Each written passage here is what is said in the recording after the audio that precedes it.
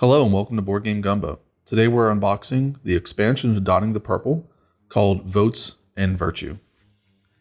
Dotting the Purple came out in 2018 and it was one of my favorite games of that year. It played 1 to 3 players, which was kind of an odd player count, but it was still a really good game. They call it a King of the Hill style game where basically every player is trying to be the emperor. And it also has a really good solo mode. This expansion, among other things, adds a 4th player role. So now there can be a 4th player in the game. So along with the emperor, the heir, and the head of the Senate, there is now the general of Rome's army. So this increases the player count up to 4. It also does potentially lengthen the game. The original game said it had a playtime of 60 to 90 minutes. I'm sorry, 70 to 90 minutes. This one says 70 to 120 minutes. So first of all, we have some new cardboard here. So down here, these are just victory point tokens. Victory points are essentially how you win the game. So you want victory points. There are, not in here, but in the base game, there are negative victory point tokens because you can lose points in the game. We've got some money tokens here. We've got some votes. There's a new mechanic in the game that allows you to vote on different things through the Senate. And then we've got some extra tokens up here. I'm not actually certain what these are for. These tokens allow you to do actions without paying their cost. I know that. And then we have up here these kind of peach color tokens. That's going to be for the new faction, the general. So every faction is going to have these tokens. If you've ever played the base game, you already know this, but every faction is going to have tokens like this, which allow them to put out villas, which this is what that token is for. And that gives you additional income during the course of the game. And then you've got monument tokens, and then I believe these are Colosseum tokens or something like that. Then you've got these tokens down here, which are part of the advanced rules of the game. Essentially, the way the game is played is players are going to take an action, and then around the table, other players can copy that action. This token allows you to designate your action as it cannot be copied, and this token allows you to take an action without paying the cost. And these will be 2 of a number of essentially stamina tokens that you have, so you can't continuously reuse them. They'll be once per character, essentially. We've got our expansion rules. So the new things, which is nice, they tell you straight off the top what the new things are. You got a 4-player mode. It explains the general role. It explains the new Senate phase, where you can vote on different things to take place in the Roman Empire. It's got a solo mode for the Senate phase to include it in the original solo mode of the game. It's got a new air mat. So one of the issues that some people had with the base game was that the role of heir to the emperor was not particularly powerful. They seemed like the weakest of the 3. So now the heir has a special mat of actions that they can take. The weather tokens, which is a new thing. There's new cards, and now you can sacrifice to the gods, apparently. So your rule book here just tells you the different expansion material. It tells you how the general's board works. It tells you how the new Senate phase works. Basically just explains all of the new inclusions in the game. And then it explains how to basically run the game using the new expansions. It gives you a rundown of the components. And then just a little cheat sheet on iconography. So then in the game itself, we've got a couple extra dice. I believe these are just alternative dice. They don't replace anything. They can just be used instead of the original dice. So this one, I believe, spawns barbarians, and the other one determines where calamities happen. So, but essentially you'll be rolling both these dice every turn. at the start of the round. We've got new pieces.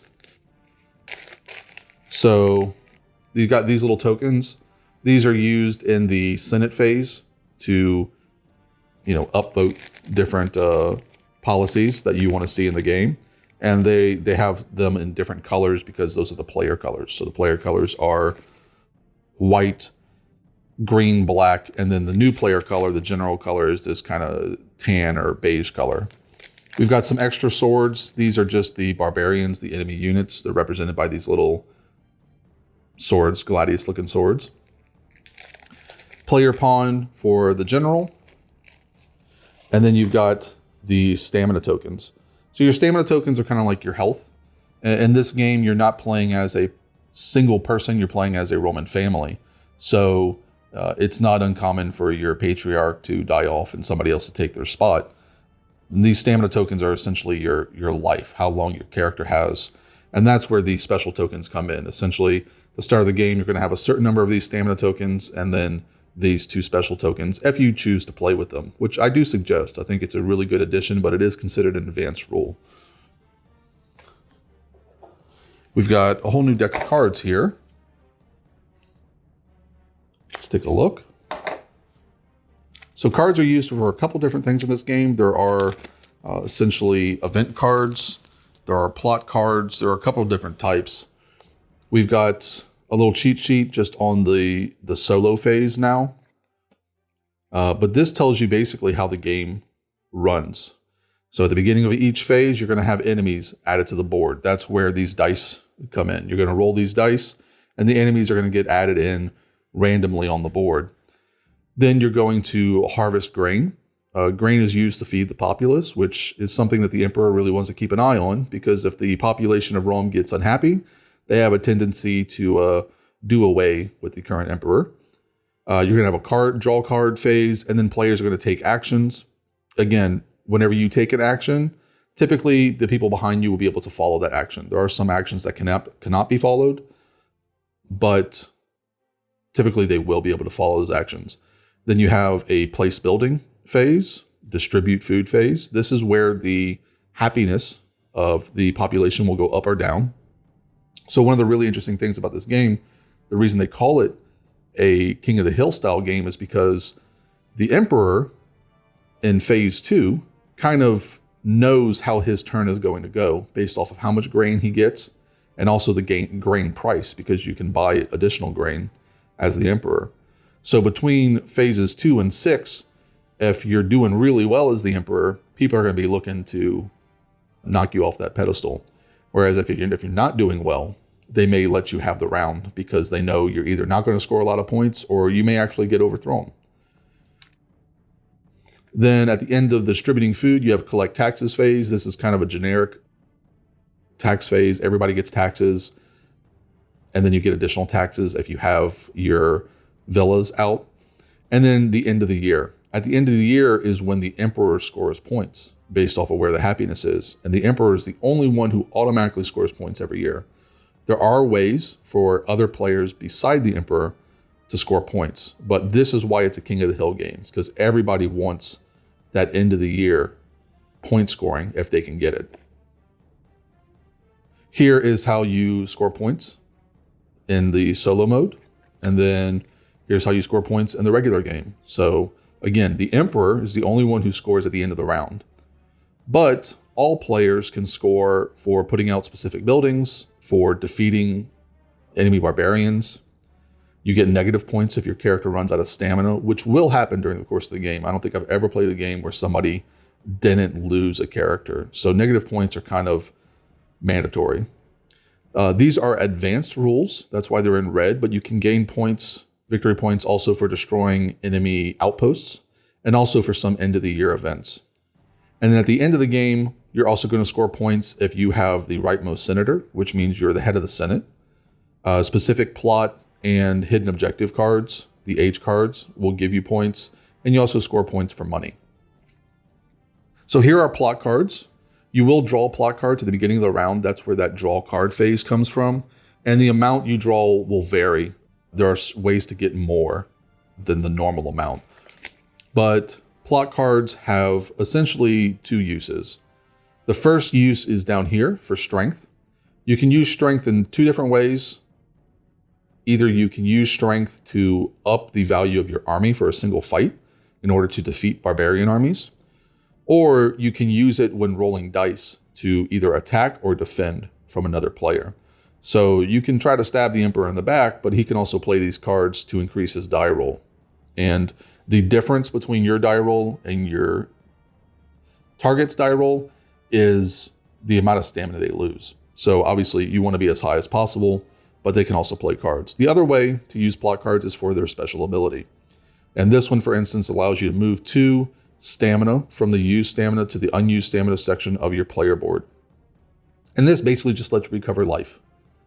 Your stamina is used every time you take an action. So this gives you more actions before your character dies, essentially. And again, there are a couple copies of this particular card, but there are more cards in here. This one just gives the Emperor grain, which you probably don't want to do unless you're the Emperor. Lets you move votes, cancels a plot card effect. And they have some of these aren't used in the solo mode. So that's what this little icon means. It means don't put them in if you're using the solo mode. The next cards are hidden agendas. There aren't a bunch of these, but there are some of these in the base game as well. And this is something you'll get at the start of the game. And it's just additional scoring at the end of the game. So at the end of the game, you're going to score 2 points if you've placed a minimum of 4 cards on the forum cards, which are the Senate cards essentially. And then 1 point if you've placed the most stamina on the forum cards in total.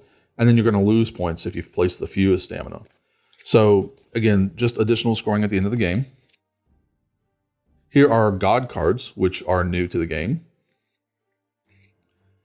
And these look like abilities that you can activate.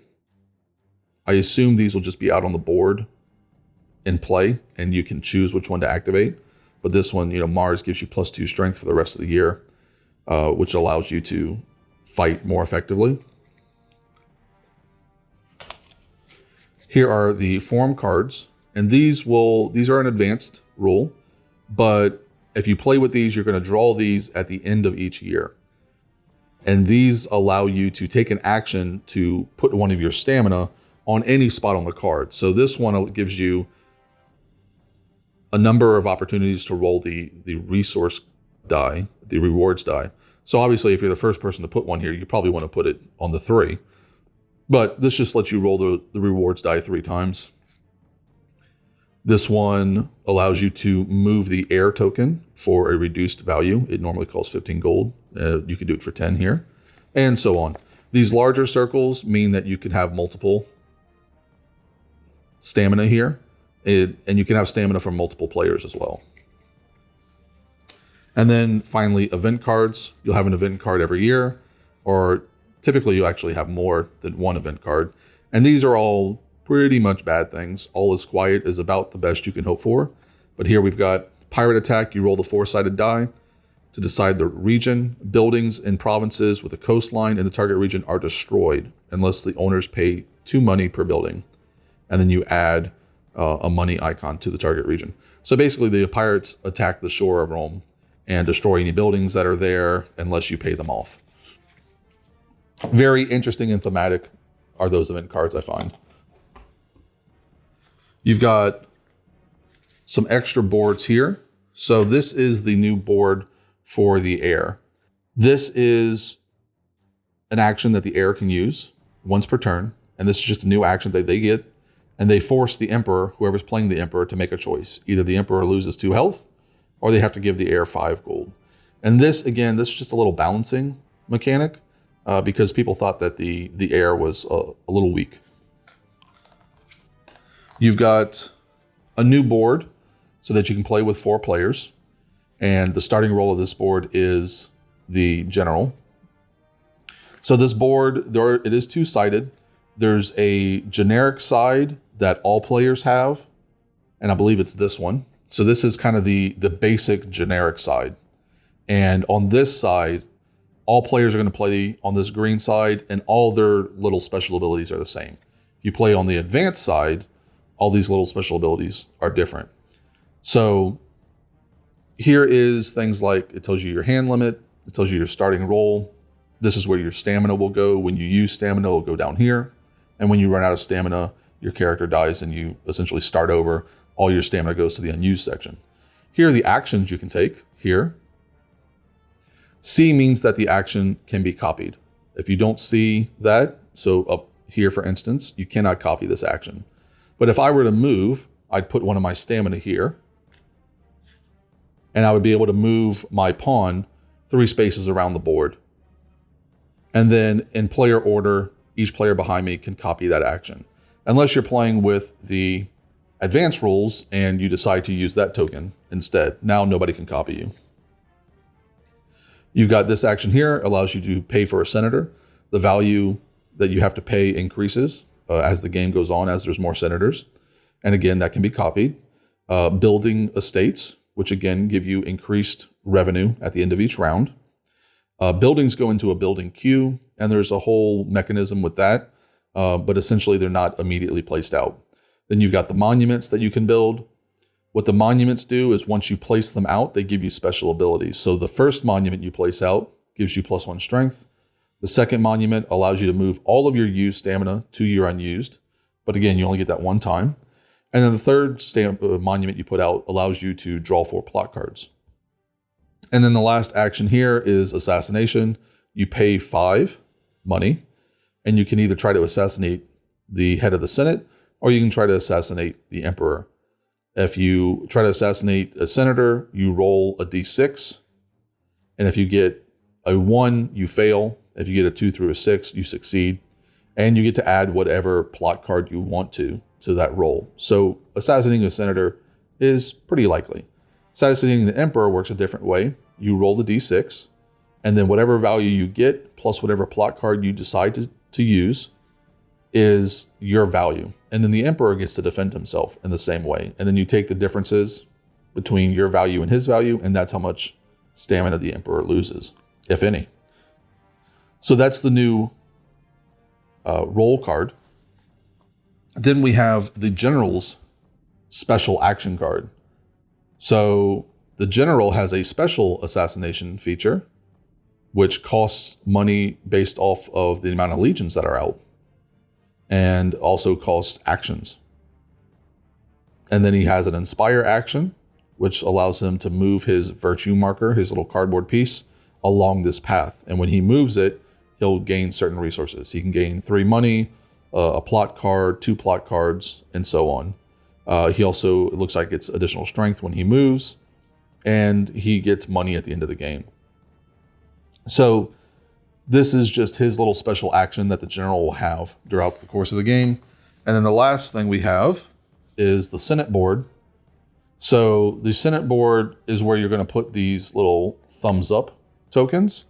And basically you're voting for different things throughout the course of a year.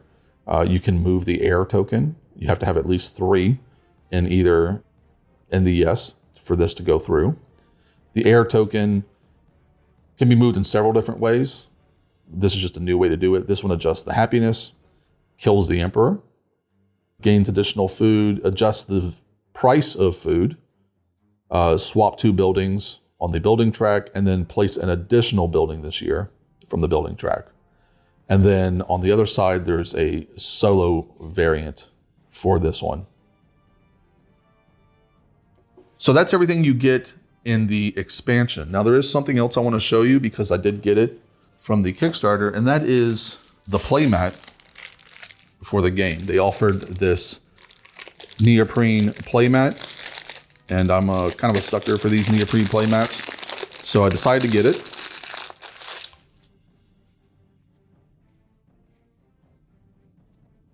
So this is the game board. It'll replace the entire game board, and this is exactly how the game board looks in a regular game. You've got the Senate here. The person who's farthest along on the Senate is considered the head of the Senate. You've got the price of grain here, the happiness of the Roman people. Again, if the happiness ever gets to 0, the emperor is overthrown and killed. And then depending on where the happiness is at the end of the year, the emperor is going to score that many victory points up to 5. You got the production track here, which will put out buildings at the end of each round, and then the phases and then the year are detailed here on the right. And then you've got the different regions of Rome, and everything you see here, from the numbers on the map to these little dotted lines, to these little resource symbols here, that all has a purpose in the game. The last thing I just want to do is give you a little comparison here between this board and the original board that comes with the game.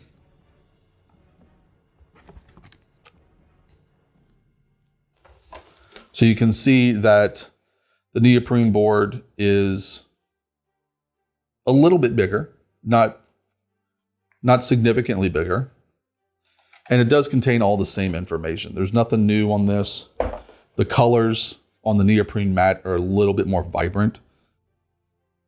On the board, they're a little flat, but there's more contrast here on the neoprene mat, which is nice. And it's also for travel, these neoprene mats are really nice. So that's it. So that's everything you're going to get in the expansion for Votes in Virtue. The neoprene mat is not part of the expansion. Just want to be clear on that. That is a separate purchase. And that's it. Thank you.